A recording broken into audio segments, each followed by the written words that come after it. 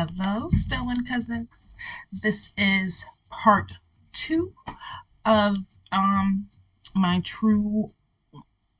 I'm sorry. Pause. True Stalker horror stories animated.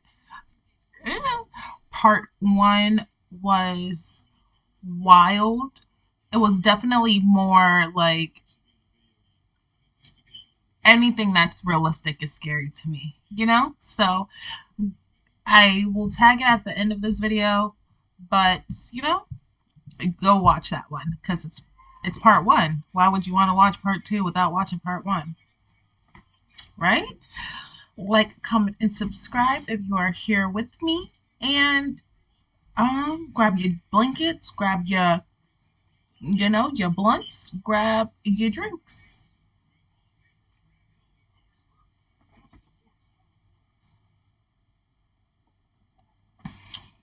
Blankets, blunts, drinks, and let's jump right into it.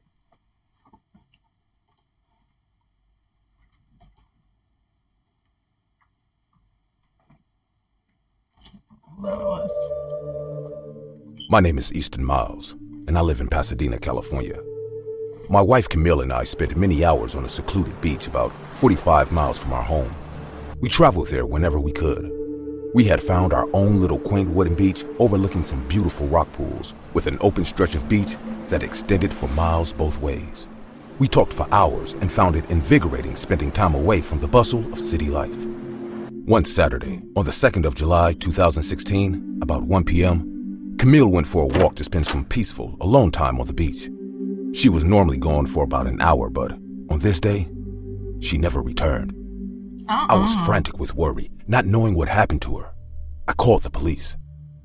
A woman by the name of Leah said she had passed a woman that fitted Camille's description, heading in the opposite direction, about a mile away at about 1:30 p.m. Leah said they had smiled at each other as they walked by. The police combed the beach and surrounding areas in teams for 2 weeks. But Camille was never found. I never left home for 2 months after that. I couldn't come to terms with it.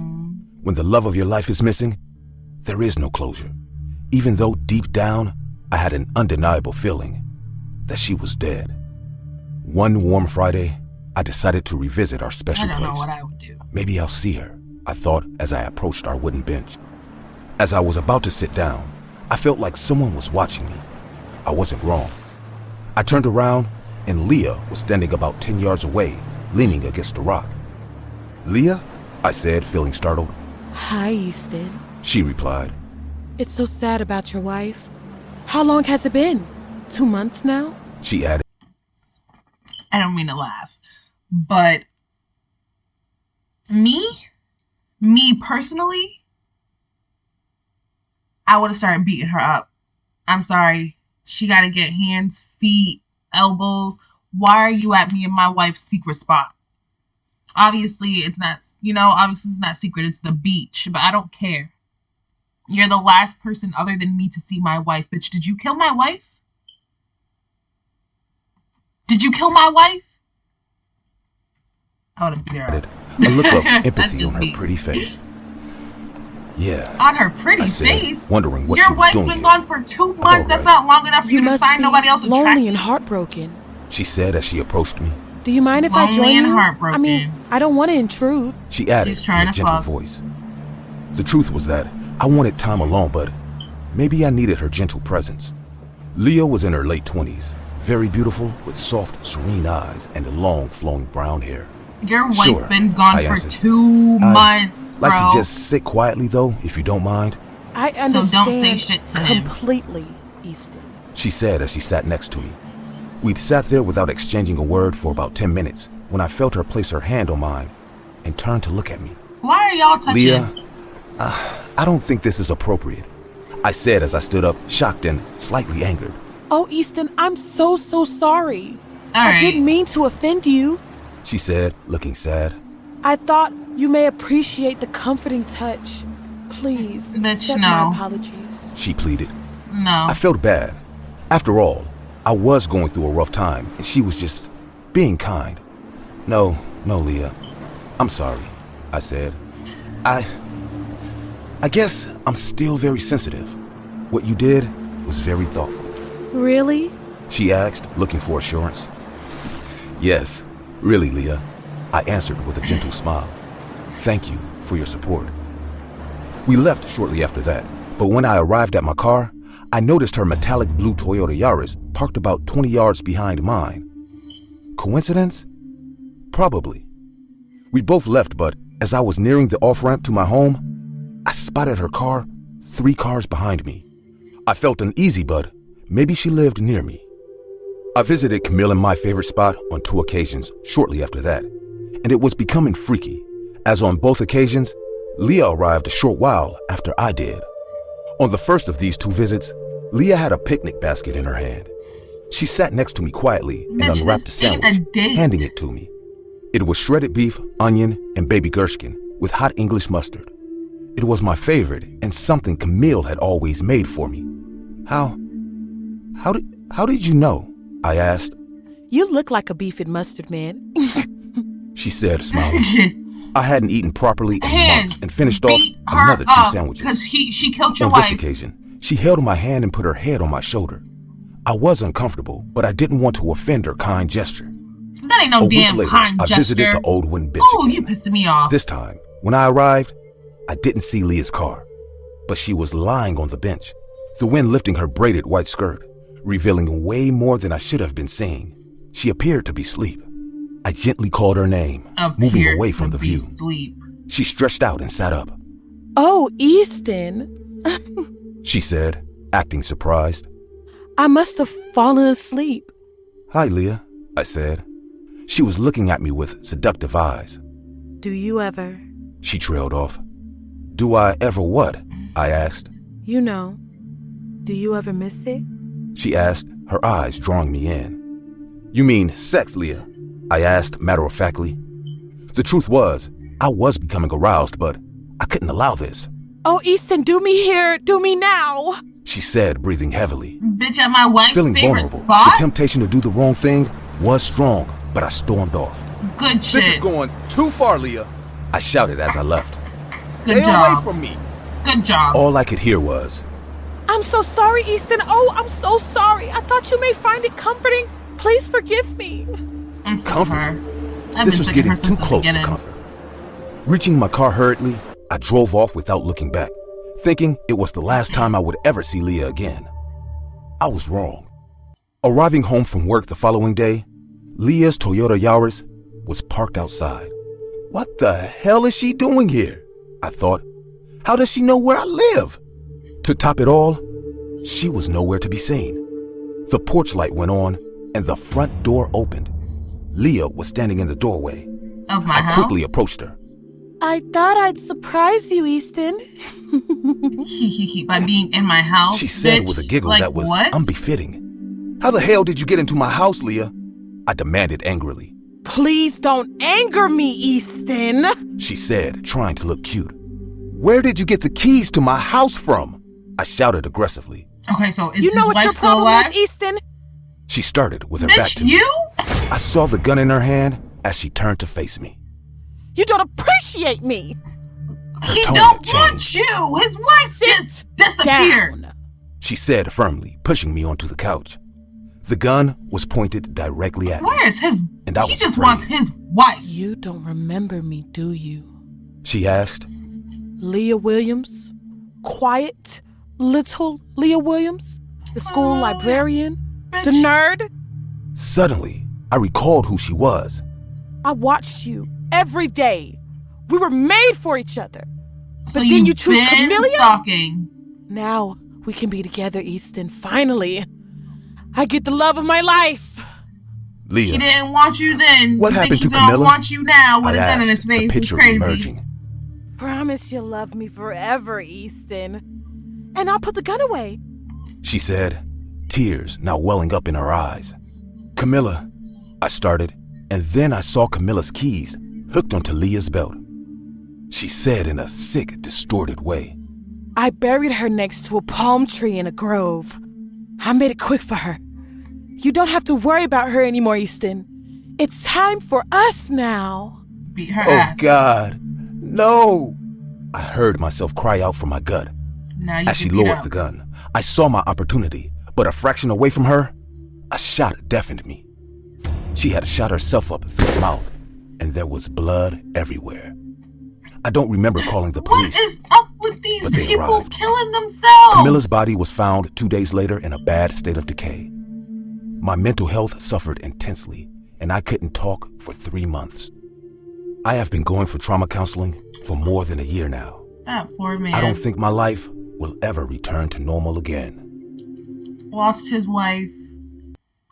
The bitch who took his wife. My name's now Emmett pop Tanner, up and I'm and now then kill 43 years himself. old. I'm sorry, I joined the Tanner. U.S. Marines at a young age and excelled in self-defense as a sniper. Due to my skills, I was chosen to be part of an elite, top-secret group for the security of various members of the state under then-President George H.W. Bush from January 1990 to November 1992. I received the rank of second lieutenant. My job mainly involved surveillance from buildings with a rifle, using high-tech sights and a pair of telescopic binoculars. During my service, I'd had to take 2 people out who both had attempted to assassinate 2 high-ranking officials. I enjoyed that job. It gave me a great thrill knowing that I had the lives of many in my hands, and my observation and sighting skills became second nature to me. I served for another 9 years after that until 2001. What I didn't realize at the time was that my skills would become an obsession. Today is the 30th of April 2007, and I'm in jail for life. So to me, it's just another day. Like you just telling us this. During my stint in the Marines, I was stationed in Houston. Our sleeping quarters consisted of 2 10-story buildings directly opposite one another, one for males and the other building quarters for female officers. I was on the 10th floor, in a room of my own on a corner of the building facing the women's dwelling. My night vision binoculars were so powerful that I could see a dime on the pavement 10 floors below. But I wasn't interested in looking at dimes. There were 4 women officers whom I found extremely enticing, and in a monochrome green night after night, I watched them undress and watch TV in skimpy nighties. One stood out from the rest. Captain Harlow Delaney was the sexiest of them all. On hot summer nights, she would sit in only her underwear and brush her beautiful long auburn hair, and she always came out of her shower into her living room completely naked, with a towel wrapped around her head. She never bothered to draw her curtains as nobody could see anything from our building, 150 yards away, except someone spying on her with a pair of binoculars. Someone like me. I didn't realize just how sick I was then, and never considered myself a stalker, but this went on for 2 years. After so much time spent taking in her beauty, I wanted to have sex with Captain Delaney.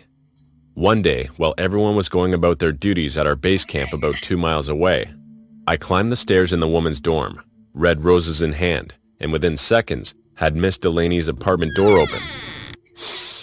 I inhaled her scent as I sprinkled rose petals all over her bed and trailed them to her door. I found some lipstick and wrote on her bathroom window, "You're just so hot, Captain Harlow Delaney." Then I took out a notepad and wrote her a letter. "I watch you every night, and you really turn me on. I know you want me. You just don't know how much you want me yet." I placed it on her coffee table. She had left her cell phone in her room, and so I took down her number. That evening, I waited with a bated breath for her to come home. She arrived at around 6 p.m., and I could see the shock on her face when she came into vision. No night sights needed.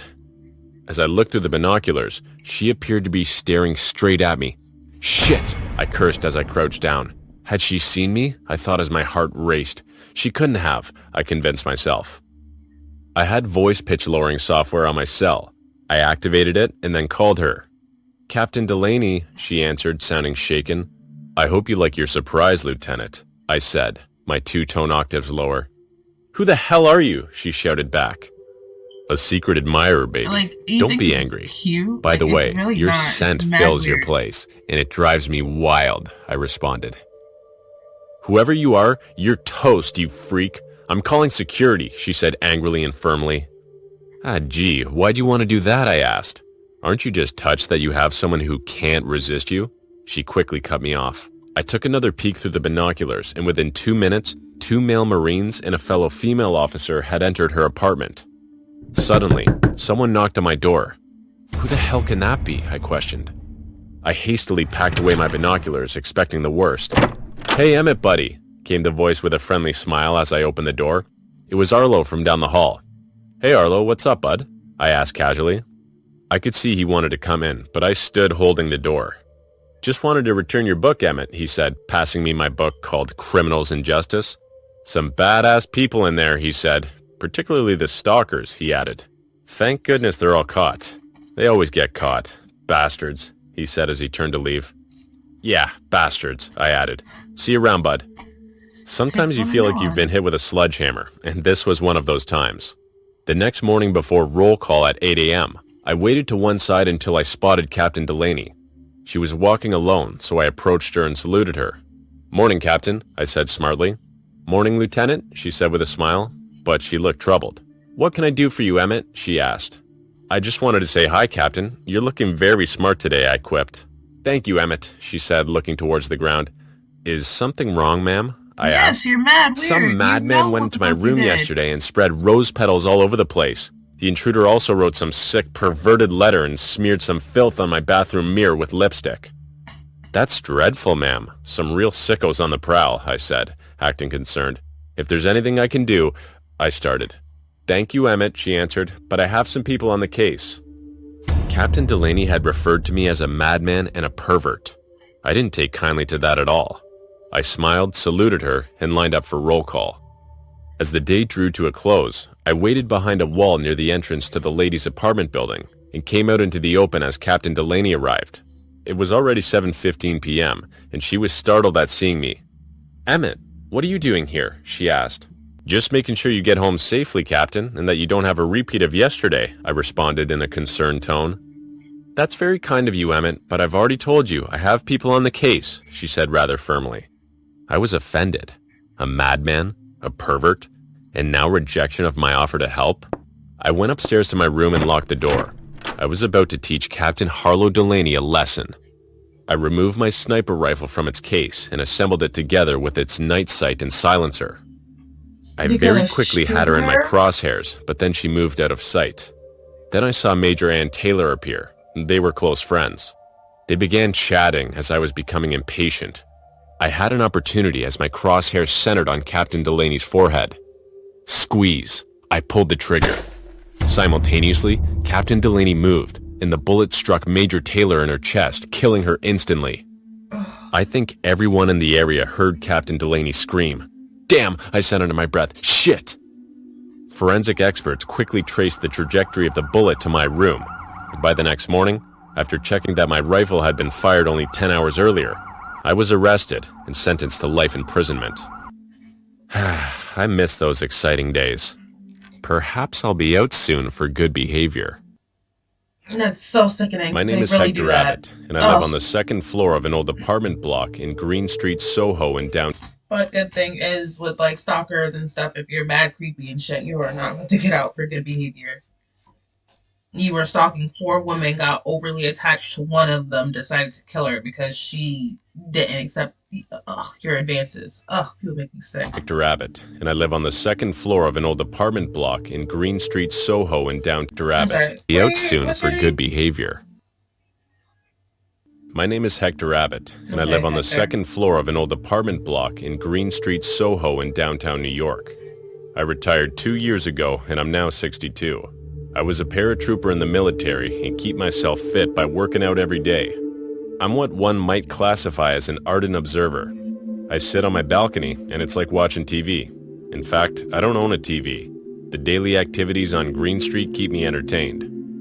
The other day, while purchasing some fresh bread rolls from Allison's Bakery, a block away on the opposite side of Green Street, I met the lovely young lady who owns and runs the small bakery carrying her name. The scent of freshly baked items wafted through the shop. I had seen her place, but had never gone inside. I don't miss much, and noticed a guy of around 30 doing window shopping outside the bakery, except there wasn't much in the window area but a small price list. He had blonde hair combed to one side, and a pair of faded blue jeans and a black leather jacket on. Beautiful little business you have here, I remarked, keeping an eye on the tall, slender guy at the window. Why, thank you, sir. Are you from around here? Allison asked. Yeah, the name's Hector Abbott, and I live in an apartment a block away, I responded, noticing the guy outside was staring at Allison. He quickly looked away when I turned to face him. Well, because you're a new customer, you can have the bread rolls on the house, Mr. Abbott, Allison offered kindly with a friendly and warm smile. That's very kind of you, Allison. I'll be sure to buy all my baked goodies from you from now on, I responded cheerfully. Oh, wonderful. Thank you, sir, she added all bright-eyed. I gave her a warm smile, but as I turned to leave, I noticed that guy who had been outside was now on the side of the street that I lived on, but still opposite the bakery. I crossed the road at an angle to walk back to my apartment, but kept a close vigil on him out of the corner of my eye. As I arrived at my apartment block, I saw him head back towards Allison's bakery. I had a gut feeling that something was amiss with this guy, so I began walking back towards him. As he saw me, he turned, pulled the hood of his black jacket over his head, and walked away swiftly. I stood there for 10 minutes to make sure that he never came back. Allison was kind and a friendly young lady, and I cared about her safety. The next morning, I rose at my normal time of 4:30 a.m., made a cup of coffee, and, lighting a smoke, went to sit on my balcony. At about 5:30 a.m., I saw the same guy dressed the same about 2 blocks away on the bakery side of the road. Leaning against a wall with one leg propped up against it, he lit one cigarette after another, the whole while gazing around suspiciously. I knew he was waiting for Allison. I don't know how, but I just knew it. At around 6:30 a.m., I saw Allison in the distance, climbing off a bus and heading to her shop. The guy stood up straight and took out a book, pretending to read it. As Allison neared him, he lowered the book and remarked, "Beautiful morning for a beautiful lady." Being polite, Allison responded with dignity, "Thanks for the compliment, and what's your name?" "You can call me Frank, Allison," he said. "Mind if I walk you to the bakery?" Well, she felt awkward as he was a stranger. "Can't be careful enough in this part of town. There's some real wackos around." "Well, okay then," she replied so as not to offend him. As they walked, she felt uneasy, as Frank kept eyeing her all over. When they reached the bakery, she said politely, "Thank you, Frank. You have a good day now." "Oh, I will, Allison. It started off well just walking next to you," he replied with a smirk before walking away. I put on some decent clothes and headed for Allison's bakery. As I did so, I thought I saw the guy suddenly sneak into the alley about 30 yards away. "Is that guy harassing you, Allison?" I asked, entering the shop. "He wanted to walk me to the bakery. He said there's a lot of wackos around. I thought it was harmless enough, but he kept on staring at me." He's the wacko. "I'll keep an eye on him for you. I don't trust him," I replied. "He made me feel very uneasy, Mr. Abbott. Said his name was Frank." It's so "Don't crazy. fret, Allison. I got you covered." It's so crazy because I've seen so many stories where, like, they're both creeps, you know? So I'm hoping Mr. Abbott is, legit, just old and, don't want nothing to happen to her because he sees that she's a nice, genuine person. I hope that it doesn't turn out that he's a creep as well, because I've seen so many stories where there's one creepy guy, she gets help by another creepy guy. You know?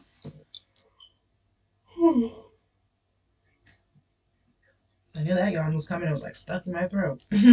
Let's get back to it. "Easy, Mr. Abbott. Said his name was Frank." "Don't fret, Allison. I got you covered," I said as I turned to leave. "Thank you, Mr. Abbott. I would appreciate it," she smiled. Sitting on my balcony close to Allison's 5 p.m. closing time, I noticed Frank crossing the road with his jacket hood on, but he headed towards the same alley I had seen him move into earlier. After locking up, as Allison moved to pass the alley, Frank stepped out, startling her. "You gave me a fright, Frank," she said as her palms became sweaty.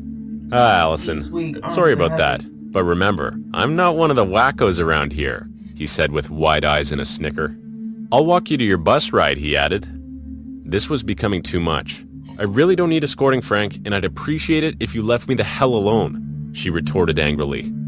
She doesn't recognize me or remember me, he thought as he walked away. I quickly moved downstairs. After Allison had walked about 100 yards, Frank began following her. I kept my distance and followed without being seen. As Allison's bus departed, she noticed Frank standing with his arms folded. He quickly pointed at her with a sick smile on his face, and then gestured with the peace sign. I approached him openly, but when he saw me, he rapidly made his way through the heavy traffic, and I lost him. At least Allison was on her way home safely. Frank continued his antics for another 4 days. I just couldn't pin him down, and Allison was a nervous wreck. We reported his activity to the police. I never oversleep, but the next morning I woke up with a startle. It was 7:30 a.m. I quickly moved to my balcony viewpoint. Allison's bakery was still closed, and neither her nor Frank were anywhere to be seen. I knew something was wrong. I got dressed quickly, skipped coffee, and went straight to the bakery. I tried the door. It wasn't locked, which was a big sign that something was seriously wrong. I entered quietly and looked around. No sign of anyone. Allison had a small kitchen at the back of her shop where she made tea and took her lunch breaks. I opened the door slowly and will never forget that sight. Allison was tied up and gagged. Her feet and hands were also tied together, and her eyes were wide with fear. She never made a sound, but moved her head and eyes as though trying to let me know that Frank was here too. Suddenly, I felt his presence. I turned around as he closed the door while facing us. He had a large butcher's knife in his right hand.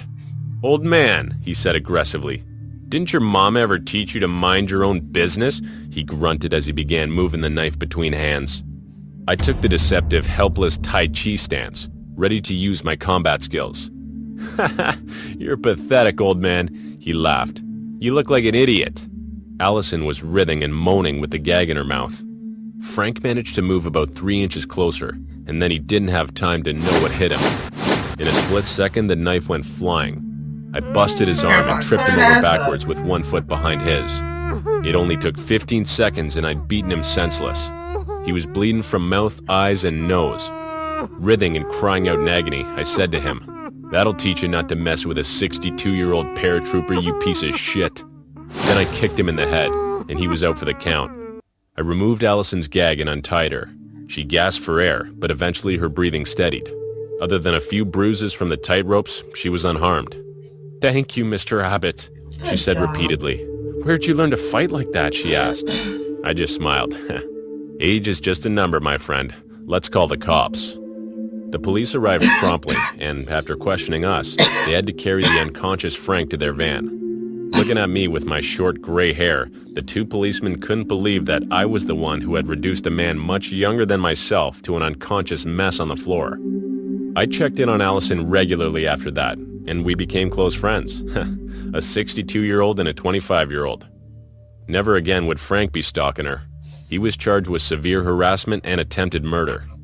Despite the event being extremely traumatic for Allison, news of the incident spread quickly and gained her twice as many customers.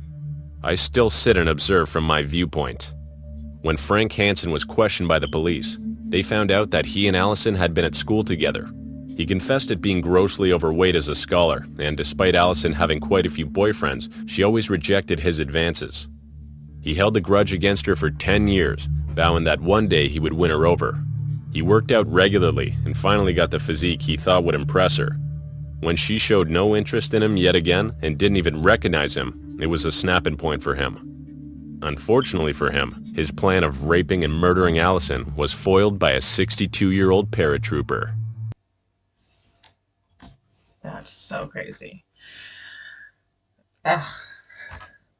It's crazy because a lot of stalking stories are like that. You know, it's usually someone that they know, and they're like, like it said, he just worked out and expected her to want to be with him because he just worked out and lost some weight. Like, boy, just because she a hoe don't mean she like you. Just because she a hoe don't mean she gonna be a hoe for you. That's not, how it is with everybody. Thank you guys for joining me for part 2. I hope you enjoyed it. I definitely enjoyed this whole video. This whole video, part 1 and part 2, was definitely wild. And obviously you have to go see part 1. Because if I say it is all wild, yeah, I gotta go see it. Thank you for joining me, and don't forget to like, comment, and subscribe. Share it with a friend. If you have friends who like horror stories and need somebody to watch it with, share it with them. Yeah, duh. I was like, yeah, because we're stolen cousins, because that's what family's for. Right? Right. And bye.